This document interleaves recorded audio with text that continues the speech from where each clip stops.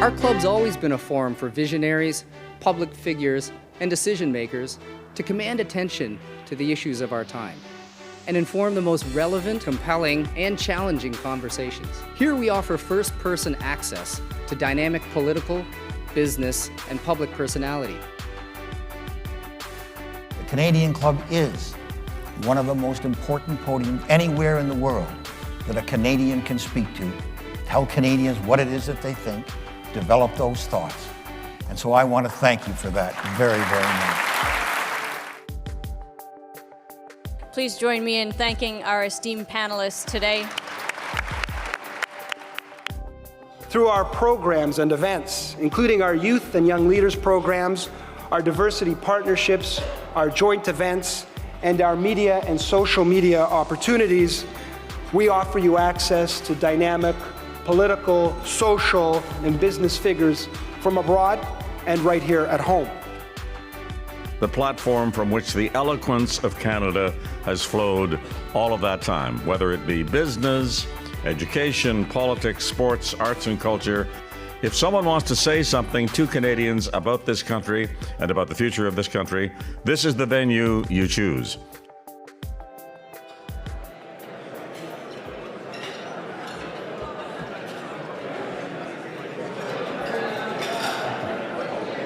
Good afternoon, everybody, again.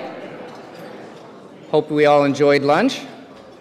My name is Glenn Parkinson, Canadian Club Toronto President, and your host this afternoon. Thank you. I'd like to offer a warm welcome to those of us joining online at canadianclub.org. It's good to have you on as a virtual participant. Our impressive lineup of events this season wouldn't be possible without our sponsor support, and we've got a few different sponsors that I'd like to recognize. First off, I'd like to thank our season sponsor, Canadian Bankers Association, and our official airline partner back again this year, Air Canada. Thank you for your support. And today's event sponsor is Bruce Power. And Fortis is our streaming sponsor, which is allowing us to provide an online feed free of charge to anybody who would like to be a part of this event. So thank you for your generous support. Lastly, we're proud to partner again this year with Canada's Forest Trust. And this partnership allows us to offset the carbon impact of all of our events by planting sustainable forests that they look after and protect for generations. So thank you to Canada's Forest Trust for thank you to them. Yep, let's do that. Because they plant a forest and keep it in our memory. So we really do appreciate the great work they do. And if you don't know Canada's Forest Trust, please look them up. It's a wonderful organization. Canadian Club Toronto regularly invites young leaders to join us for our discussions. And today we've got two great tables. One from the University of Toronto's Political Science Department, and TMU's Leadership Lab. So these tables are sponsored by Bell and Simon Dwyer, and another table sponsored by the Canadian Club ourselves. So welcome to our young leaders, and we're really pleased to have you here.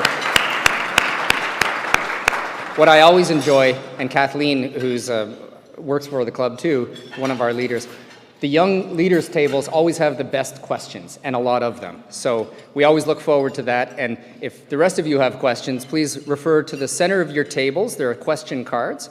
If the spirit moves you during the discussion to ask a question, please jot it down and hold it up, and we'll run the questions up to the front. We also, for those online, you'll see on the right-hand side of your screen a click to submit question button. So use that, and your questions will come to our staff here, and similarly, we'll get them to the front. And now, I'm pleased to introduce our guest speaker, our guest of honor. The Honourable Greg Rickford was first elected to Ontario Legislature as MPP Kenora, Rainy River in 2018, and re-elected 4 years later.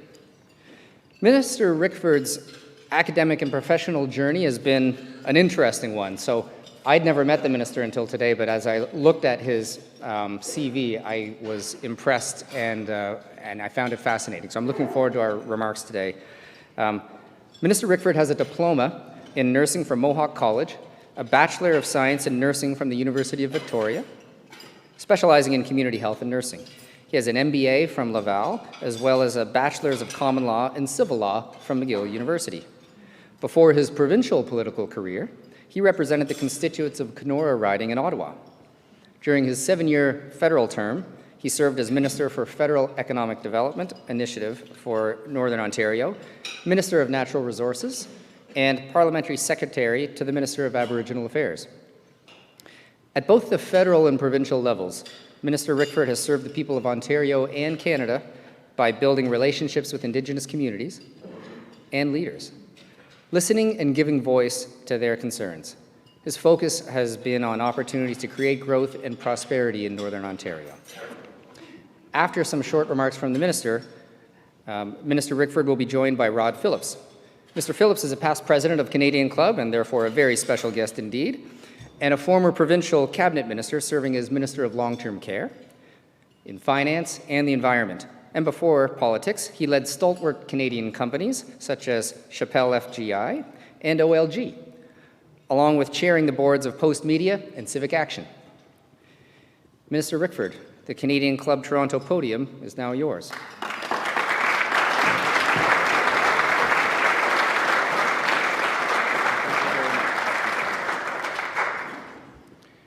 Well, thank you for this great opportunity, and I'll start out by expressing my appreciation to Wakamung, your acknowledgement of the territories that we're on, and your blessing. I'll proceed to my presentation. Miigwech. I'm so excited to be here today. I've been a guest at this forum and seen so many speakers, and the opportunity to take the podium today is timely because there are some exciting things that I want to talk about with respect to Northern Ontario. Today, we'll weave Northern development, the idea of a new look Ontario, and the opportunities with our Indigenous peoples together, hopefully to at least tweak your curiosity, but create a greater understanding of just exactly what's going on up there. To that end, I want to start out here in downtown Toronto. What do we see? What do you see when you walk around downtown Toronto? Well, let me tell you what I see as a guy from Keewatin, Ontario, some 22-hour drive from here, but still in our beautiful province. Well, I see more electric vehicles powered by minerals from the ground that we currently extract and have the potential to extract more of from Northern Ontario. I see people on their phones that on average contain more than 60 different minerals inside, many extracted in Northern Ontario, and there's the potential for more. I see large buildings being constructed, fortified with mining products, our iron ore and steel.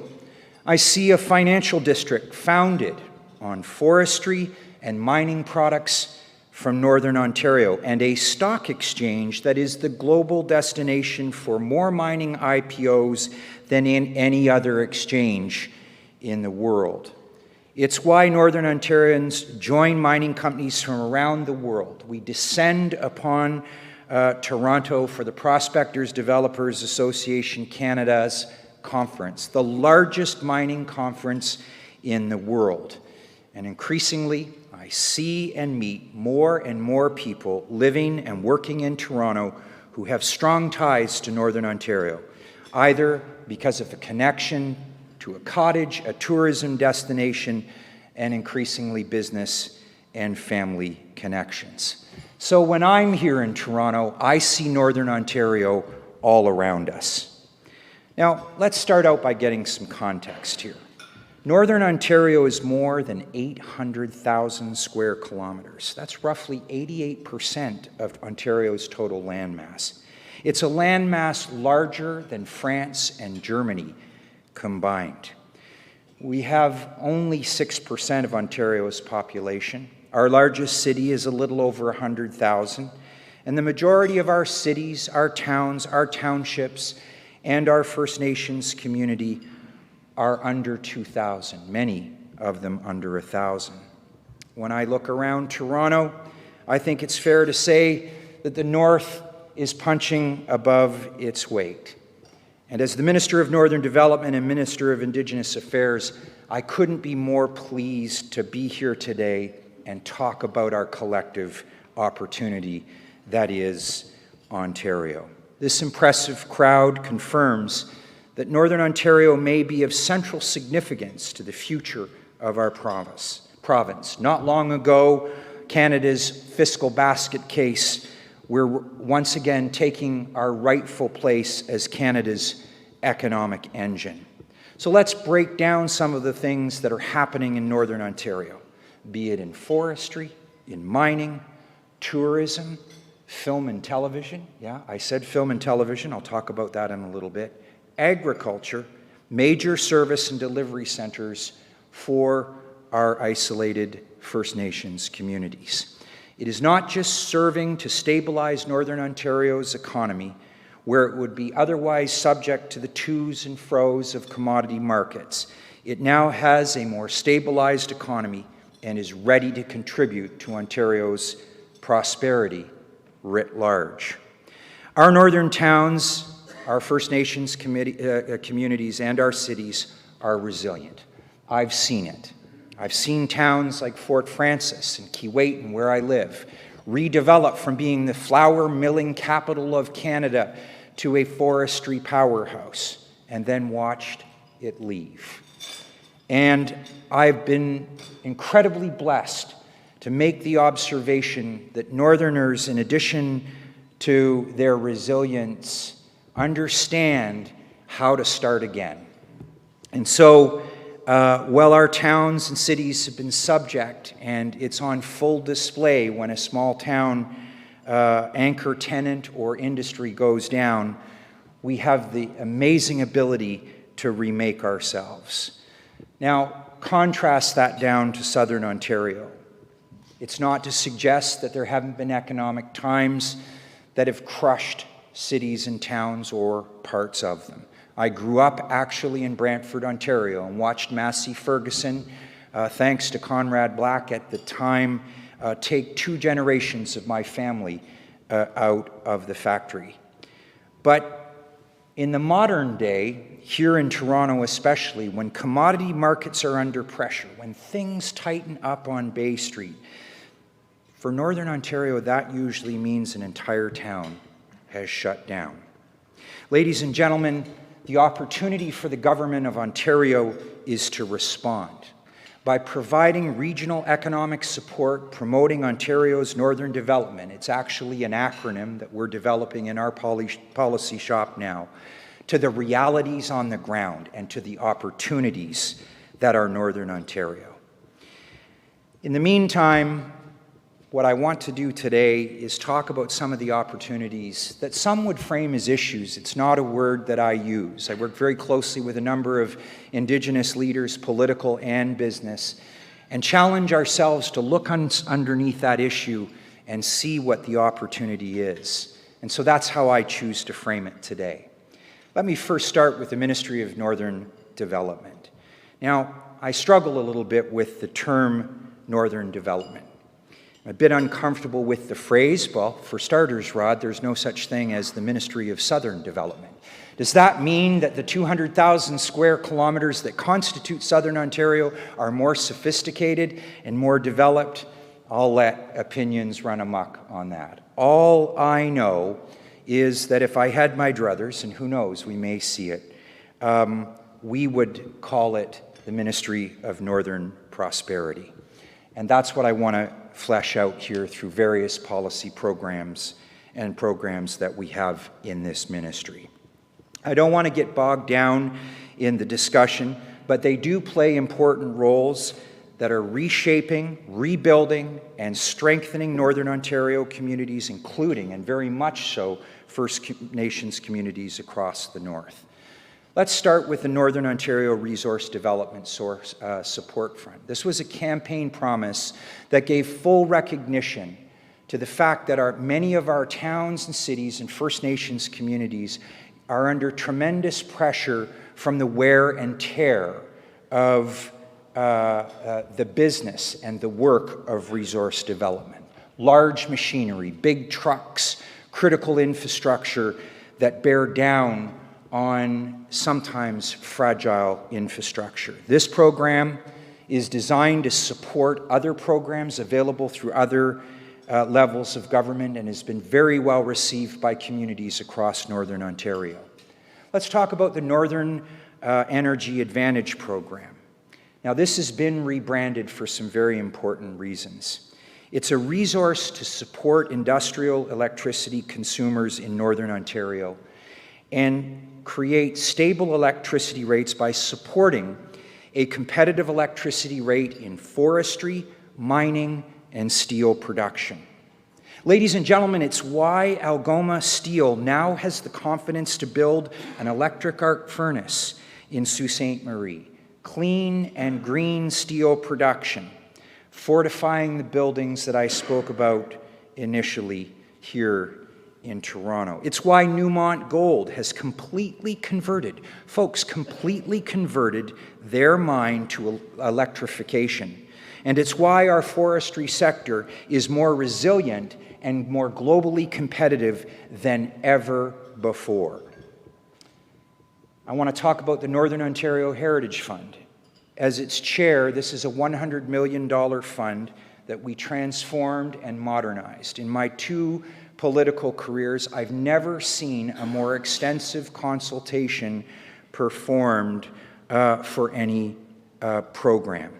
It is designed to support communities across Northern Ontario. It focuses on developing talent, expanding small businesses, attracting new businesses to the north, increasing our visibility in emerging sectors, especially the supply chain. It focuses on developing talent, expanding small businesses, attracting new businesses to the north, and if I could just briefly mention our internship program. With more than an 85% retention rate, we've split it out to encourage and support First Nations young people in access points to different businesses, regulatory processes, and industry, and it's had tremendous success. The Northern Highway Program, of course, is also through my Northern Development Ministry. We administer Northern Highway Program funding to the tune of nearly $750 million. Now, up north, folks, we sort of have 3, maybe 4 kinds or tiers of roads. We have the Trans-Canada. We have secondary provincial highways, winter road networks that are vital links associated with communities that are remote, more than 32 First Nations communities, including Moosonee. They are also critical to access in the forestry and mining sector. I'll start with the twinning of the highway. You know, we had one job, folks. We had one highway to build across this country. President Eisenhower, he understood it. In a post-World War II era, the soldiers and men and women came home and they built one of the most incredible twinned highway networks, north and south, east and west, across their country. And it's the single biggest reason why they became the world's economic powerhouse. It's taken us a while, but for anybody who passes through Kenora Rainy River and Treaty 3 lands, you'll see a twinned highway, Jason, well underway. In fact, it's attracting a lot of attention. My good friend, Wab Kinew, the new Premier of Manitoba, and how proud are we of that and his achievement.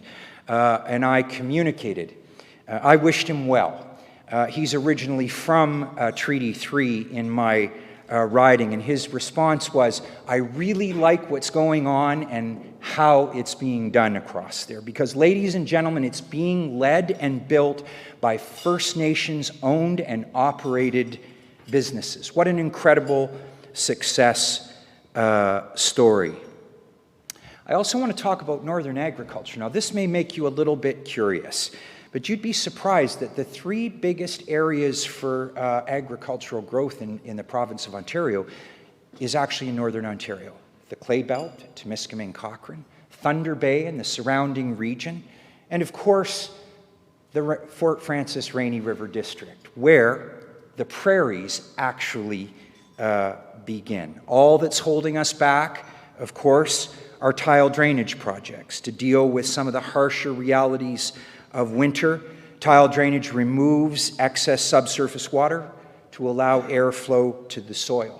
Our arable lands are the reason why in Stratton, Ontario, out there in the Rainy River District, has a $10 million a year cattle sales barn and some of the biggest grain elevators for transportation through Minnesota, Manitoba, and into the central U.S. corridor and east across Ontario. It's a tremendous opportunity that we have here. It will only continue to grow. We're now seeing farming that's being squeezed out of, for example, the Holland Marsh. These are vegetable producers. 20% of our vegetables produced in southern Ontario, headquartering now in Temiskaming Cochrane. And this is just going to get better. I want to touch on quality of life. I was sitting beside Andre, who put the question to me yesterday at the Mining Association. But importantly, folks, mining companies, forestry less so because many of them have been there for 100 years or so and built those towns, are making critical choices. Do we set up a mining camp? Our friends in Alberta have gone through that journey already with in situ. Do we build out Fort McMurray? Do we have hybrids? We have a responsibility for the quality of life to attract as many families as we can. We understand that mining construction requires a lot more people than a sustained mining operation over the course of time. So it's not our intention to build it out so big, but it is our intention, ladies and gentlemen, to ensure that our arenas are in tip-top shape. This isn't just where we play hockey. It's not just where we curl. The Legion is not just a gathering place to remember our veterans. These are where weddings take place. These are where memorial services take place. These are where community events happen. And so it's important that the Northern Ontario Heritage Fund is there to support them. We have a number of exciting examples. Recently, I did a tour across northeastern Ontario, and whether it's twinning swing bridges or fixing roofs on arenas, it's just great to see the people of Northern Ontario and those pickleballers too. They're kind of a new aggressive bunch that have moved into the space, and we're accommodating them. Let me pivot quickly to perhaps the most important aspect of the work that I do. It's a bit personal. In my capacity as the Minister of Indigenous Affairs, we have several programs. Importantly, we have a Premier who understands what the opportunity is here. We recently worked with the Chiefs of Ontario to finance an economic development initiative. We work with the Ontario First Nations Economic Developers Association to build capacity in communities for economic development officers. But the profile of this program is exciting. It's spending time and resources looking at supply chains and where Indigenous businesses currently and prospective ones can thrive. We've moved forward on resource revenue sharing agreements with Indigenous communities, 6 agreements representing 40 First Nations communities and 2 organizations representing Métis communities. There are 2 key priorities for these agreements. The ability to derive royalties from stumpage fees and mining royalties is not just the right thing to do, but it is providing economic tools for those communities. And it is also integrating First Nations communities and their leadership in the business of managing for a responsible resource development in Northern Ontario. I want to talk a little bit about consensus. In 2000, this is very important. In 2018, when I became the Minister of Energy, Northern Development, Mines, Minister of Indigenous Affairs, my goodness, we made a commitment to First Nations that we would employ a different approach. Gone were the days of frameworks, of processes that would pit chiefs and communities against each other, at least provincially. We charted a new path that empowers communities to make their own decisions and engage with Ontario on a nation-to-nation basis built on consensus. Shining examples of these include electricity corridors like Watay Power. Fortis is here today. We acted swiftly to electrify the communities, 17 of them, in fact. Many of them I'd worked as a nurse in northwestern Ontario. Consensus is the reason we took the unprecedented step of intervening at the Ontario Energy Board on the East-West Tie transmission project, which is now viewed as a success story for First Nations partners, industry, and First Nations workers. We have settled more land and flood claims and treaty settlements in the past 5 years than the previous 15 years. Now, for these communities, it is an additional powerful economic tool, but it is also reconciliation in action. It is reconciliation. These can be handled through the courts. We can make a choice. Some of them go through specified claims. But settling them means the world to those communities, and it provides them with the capacity on the ground to build out the kind of infrastructure, social, health, and critical infrastructure in their communities for a brighter future. I want to talk a little bit about the Matawa communities in the central part of Northern Ontario. The Ring of Fire, as it's been spoken of, are critical minerals across Northern Ontario, is exquisite in quantity and quality. And Ontario stands to serve up to the world the single largest environmental policy ever pursued by a sub-sovereign government, the electrification of vehicles and battery storage. However, the opportunity is not necessarily in the ground, it's on the ground, because the opportunity is to improve the health and social and economic future of Indigenous peoples. This is something that I have referred to by way of example as the corridor to prosperity in the communities in the central part of Northern Ontario. They're currently on diesel generation. They have brittle infrastructure and broadband that's difficult and expensive. Focusing on consensus and common interests helps set and establish a dialogue that can include and be far more accommodating for resource projects down the road or in their immediacy. This is where the opportunity rests. I want to finish with a snapshot of a community, a municipality, the largest in Ontario, surrounded by a number of First Nations communities. It's Greenstone, otherwise known as Geraldton. The Premier and I were up there just a couple of weeks ago. Now, they've got an incredible open-pit gold mine onboarding and ready for production next spring.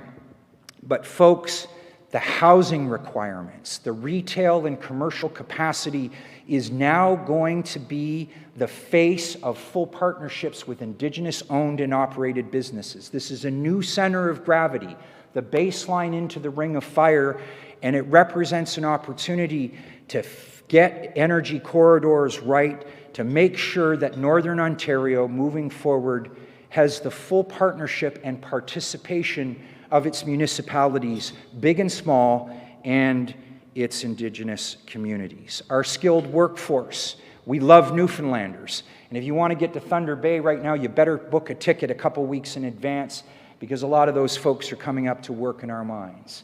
That can continue. It's part of a reality. But at the end of the day, there has been historically an untapped workforce. And we are pouring significant resources into First Nations training, young people, reconciling First Nations guys and girls that I grew up with, who built schools, who built energy infrastructure, and who have skills that we are now tracking for Red Seal certification. This ties into the critical mineral subject, and many of my colleagues have talked about it. The fact is, the North is on the brink of a major economic boom. We have a choice, ladies and gentlemen. We can get our critical minerals from China and Russia, and increasingly Indonesia and the relationships therein. Questionable labor and environmental standards, to say the least. Northern Ontario has the full attention of the President of the United States. When he said our critical minerals, he couldn't have been talking about the United States. I think the state of Washington or Oregon has a few small-scale deposits. But it's actually Canada, and more specifically Northern Ontario, that can get this right, get it done, and offer the world this incredible opportunity. By my own admission, The province of Ontario has to be able to match its investments that it's making in southern Ontario, especially in manufacturing, to ensure we get this right. That processing lithium or palladium, for example, which is mined just outside of Thunder Bay, but processed in Norway, is done right here at home. Ladies and gentlemen, you've heard the political shticks. Northern Ontario is open for business. Ontario stands to offer up the world so many incredible opportunities, but more importantly, to contribute to the environmental policies that the entire world has put its full attention to. We intend to do this with the highest levels of participation by our First Nations communities. That's the choice that we are making, and that's the choice that we are putting into action, into reconciliation. So I want to thank you for this opportunity today. I'm truly humbled to speak about Northern Ontario. There's nothing 20 or 22 minutes that my Chief of Staff is telling me I'm at right now, and Rod's leg is starting to twitch because he wants to ask me his questions. But sometimes I just can't be stopped, folks, because you've taken time out of your day today to listen to a vast region that is as much a part of the province of Ontario as any other region. And I'm just proud to be from there and a part of it. Ladies and gentlemen, my name is Greg Rickford. I'm the member of Provincial Parliament for the Great Kenora Rainy River riding. It's a privilege and an honor to serve my constituents, and as the Minister of Northern Development and the Minister of Indigenous Affairs, to serve you too. Thank you for this opportunity.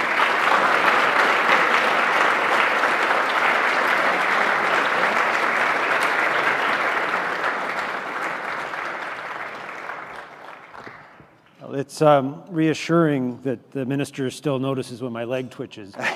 When we met each other in the way, and Premier Kenney will appreciate this, when I was first a rookie in the legislature, your seatmate is a very important thing. So the person you sit beside, you rely on them for a lot of their advice. And so I was sitting beside, this guy who, aside from all the being vastly overeducated, 7 years as a nurse in remote First Nations communities in law. I'm going to ask him about the recent decision. In fact, I'm going to lead with that, the recent decision around the assessment, the federal environmental assessment. But he and another friend of all of ours, Sonia Savage, wrote the original brief that led in many ways to that decision. So why don't I jump right into that question? Mm-hmm. Greg, there's a lot of complexity with the actual building of things and getting things done. I know that's what the Premier and the government are committed to.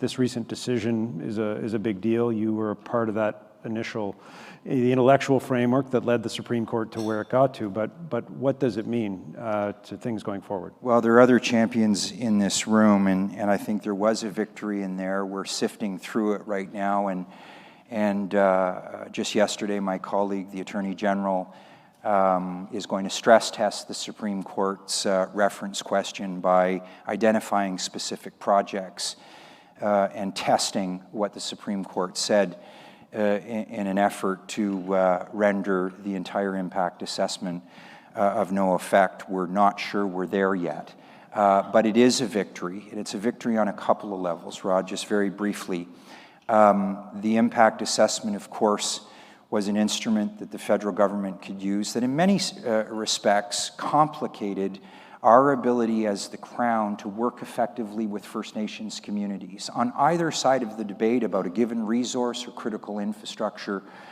project. The layering of impact and environmental assessments, of course, creates uncertainty and significant delays, but the analysis doesn't end there.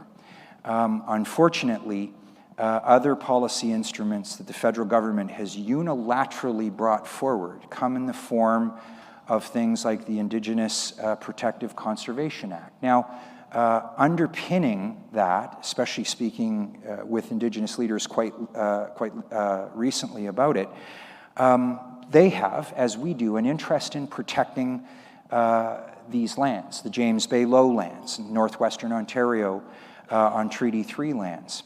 But the interests of one community overlapping or being contrary to the others, especially when it comes to First Nations communities. Out in Treaty 3, you have Misoon Mittagog. They do an incredible job of deriving loyalties, as I mentioned in my speech, but also helping to manage those resources.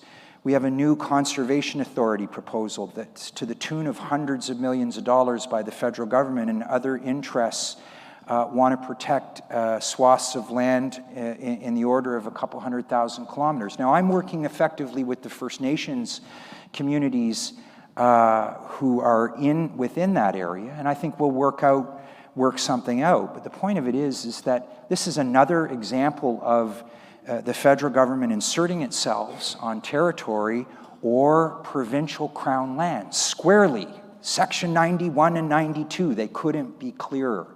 And it has complicated Ontario's ability to have effective and meaningful discussions with communities on either side, as I said earlier, of resource or legacy infrastructure projects. Finally, and of course, free, prior, and informed consent. No engagement whatsoever with the provinces and territories. A recent judgment in British Columbia has put their own law into question.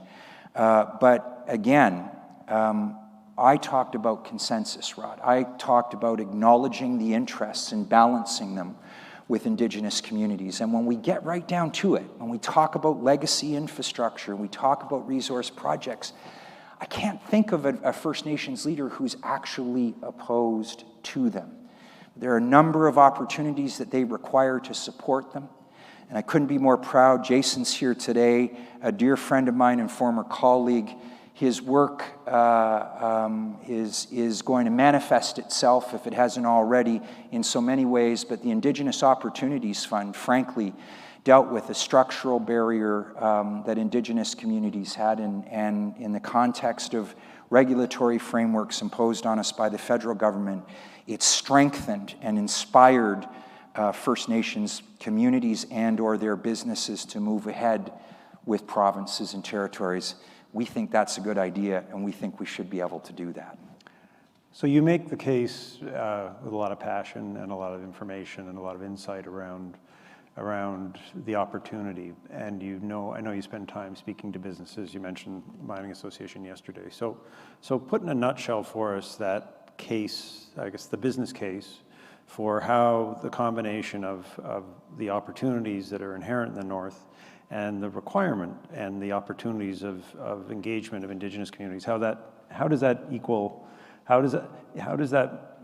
started on it here, I thought, how does that matter to the rest of the country in a way that will engage the rest of the country like I know you need to? Well, look, here's the business case, folks. It's not wise to proceed with any major project in any part of this province without First Nations ownership and equity. I know that there's a vast array of, some of my First Nations friends are here that own and operate businesses. We have, I mentioned Jason, there are other companies here that do great work, but there's really kind of two big opportunities there, Rod, and that is to have them involved on the front end of some major projects where profitability is a ways off, kind of shifts the paradigm from some of the payoff or payments to a risk and reward perspective that inspires, it mobilizes workforces, it gives voice to the people, to the members of First Nations communities to have a more effective dialogue with their leadership and join industry and participate in projects in every sense of the word. And of course, there's the here and now, right? The projects that currently exist. I think Enbridge is here today, but the rocket project, again, out in Alberta. Geez, I'm talking Alberta up here today, Jason. Bringing in that equity position on an active project right now where the profits or the revenue streams are very real to them. Man, as I like to say, I think I quoted Joe Biden, God help me on this, but you got to get with the times, folks. If you're in banking or equity firms or law firms, this isn't about taking sides. It's about representing clients who want to have a conversation to put something together that's meaningful. and represents the collective interests and the opportunity of First Nations owned and operated businesses, your businesses, and the municipalities, and by extension, the province of Ontario as primary benefactors. Does that make sense? I think it does. A bit more advice at the personal level. For those who want to engage, it's not always easy.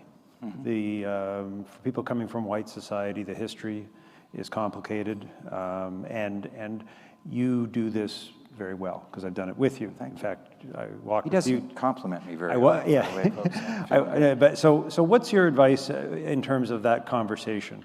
Because even some of the terminology and the words mean a lot, and history means a lot. But as people want to move forward, how do you advise the rest of Ontario to work effectively and to get comfortable doing that so that they can do all the things that we agree are necessary? I would say probably two things. I could say a lot more, as you know, Rod, but the lead points would be: understand reconciliation in action. Take stock of what the opportunity is. And I think the second point, and I'm being very brief here, but I would say just pick up the phone and make the call, right? If we understand the level of optimism that doesn't play out very much in the media, by the way. It's changing. First Nations leaders, political and businesses, are speaking out, and now mainstream media is giving them a voice, and I appreciate that, their persistence. But at the end of the day, we have to do it as the Crown. We have a duty to consult. There is, as a matter of law and good policy, the duty to accommodate where projects grow out and have potentially greater impacts. And I don't mean that in the negative sense. I mean it in the opportunity and benefits through a benefits lens. But at the end of the day, I've been struck by the high level of receptivity and the role of the government in all of this. If you take a look at our Indigenous Economic Development Fund, elements of it are a trial balloon to what Premier Kenney did as he was then to knock down one of the bigger barriers, and that's access to capital. It's not always something easy that banks can do. Let me give you micro examples. I talked about Greenstone. The mine life is listed, I think, Michael, it's about 15 years. It's likely to go longer, but banks don't give mortgages for 15-year timelines for a mine. So those workers and families, well, we've got First Nations communities who are a vital part of the business operations at Greenstone Gold, the energy corridors that are being created to support them, and the retail and commercial capacity that, as I referred to earlier, represents a new center of gravity for mining. Nothing against amazing Sudbury, for some of our friends that are here from that city, Rod, but we've got a tremendous opportunity when we supply 40% of the nickel. We're second to British Columbia in copper. We produce the most gold of any jurisdiction in Canada. And in my view, and as far as I know, have the highest level of First Nations participation in the businesses that support it. But the bar is way too low, and we need to collectively elevate it, move forward, and just get better at it. So we have just this last question, not time for one more question, so I'm going to ask you to, and you did this in your speech, take us back up to the higher level in terms of the government strategy around how what you've talked about fits into what you and Premier Ford and the rest of the government are trying to do around the broader vision. Whether it's the EVs, this is an integrated vision around how these pieces fit together. Yeah, it's a single, in the context of critical minerals and battery storage and electric vehicles, what have you, it's our single biggest challenge and it's our single biggest opportunity. And the Premier has made it completely clear that this is not a Northern Ontario piece any more than it's Southern Ontario. Our relationships with Indigenous communities in energy corridors in Southwestern Ontario and other businesses I've already spoke about help us make sense of the concept of moving from the earth to electric vehicles and from mines to motors. We don't want to process palladium in Norway. Germany, highly specialized in processing lithium, is actually very serious and jingling more than change in their pockets to set up processing capacity in Northern Ontario. And until we get there, Rod, our manufacturing capacity in Southern Ontario can be what it once was, just different in the context of electric vehicle and battery storage. But they have to be, in order to optimize, characterized by two things: a deep appreciation and an understanding of the challenge and opportunity that's required to ensure that Northern Ontario is more than a commodity community or communities, and that First Nations are an integral part of that. And I think we've demonstrated through our Crown corporations in electricity, the different program instruments that we enact, and I should say the businesses, many of them here today, desire to work in 50-50 or majority-minority shareholder compositions with First Nations owned and operated businesses. And we got a chance. Wonderful. Well, listen, thank you very much for the comments. Thank you. I appreciate it. Just, thanks, Rob. Just, Glenn, one thing I always like to offer, it's kind of Doug Fordish, but I'll give my cell phone out to you. It's 807-633-4795. One of the things that I like to do, and I know my colleague Peter Bethlen-Falvey does it, as do some of my other colleagues, I've been at it for quite a while, is if your firm, your company, has an interest in fleshing out some of the subject matter that we just briefly talked about today, I'm happy to come into your place of work. It's particularly effective to talk to young associates and senior partners end up saying, what's going on in there? I think I'm going to go in there too, and understand what the government's trying to do, and I make myself available to you for that. So thanks very much. Thank you. That was terrific. Thank you, Minister Rickford, both for your educational talk, but also your passion. I know I took away a lot and learned a lot, and highlighting the opportunity and, in fact, the business case for the North, and why we should all be excited and doing our best to support you and the opportunities. What I was particularly moved by was your use of the word consensus, because I do think that really has that implies agreement and leaves a lot fewer escape hatches than other words like involvement or collaboration or consultation. I think consensus is the word to anchor on, and the true potential of the North can only be gotten through the consensus and partnership with First Nations. So I really do appreciate the message, and thank you again for taking time to be with us today.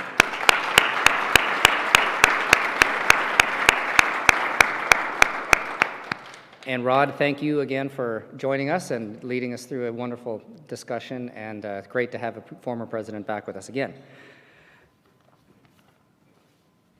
Now, members and guests, we conclude today's event, but before we leave, I want to let you know about two more upcoming events that we have. Invite you to join us for those, either in person or online. On Tuesday, November 7th, the Minister's colleague, Honourable Peter Bethlen-Falvey, will be here as Ontario Finance Minister and at our podium.